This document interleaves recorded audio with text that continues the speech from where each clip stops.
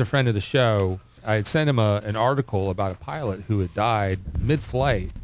So maybe a week or two ago. You responded that he died of a fentanyl overdose, and I reported that, and you told me later today that was actually erroneous. You were just joking, so I want to first correct our statement. Well, it's still pending confirmation.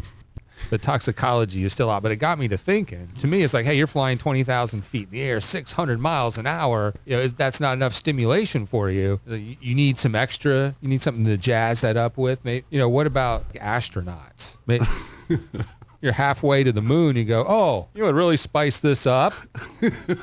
Some crack. I know what happened. I'd be halfway to Mars and be like, oh, wait, I'm an addict. I forgot. That's right. You need to have your crack set up ahead of time that arrives before you do, so you won't have that problem. Right. Stop. Get some of that moon rock. I hear that's got a little kick.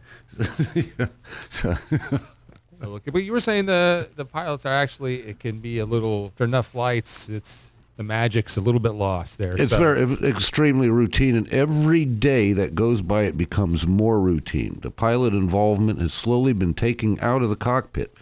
They have very little to do in the cockpit other than to observe. And it becomes so monotonous that pilots that are flying, the same few routes over a period of 10 to 20 years, well, it's extremely monotonous to do an extended period of time. And I would like to compare that to the over-road truckers who drive the same route back and forth across the country, day in, day out, over 10 or 20 years. Well, they've been well known to resort to various types of drugs just to keep them going and to keep them from losing their mind while they do this. Although in some cases, their mind is lost anyway. But in the old days, they might read magazines, but Do they like turbulence? Do they go for some turbulence just to? Well, you've got you fly into a hurricane maybe, or every pilot's different, and I really try to avoid stereotyping the pilots, but you can't help but look at the ex-military pilots. You've got two types. You've got cargo pilots and you've got fighter pilots. Now tell me, if you're a fighter pilot who's now flying commercial airline, which in ways is very similar to a cargo plane, would you think they might get bored easily? So I don't know. Listen, the role of the pilot's become a bit ceremonial, kind of like the King of England doesn't really do anything. The computer could do it. Some guy in India,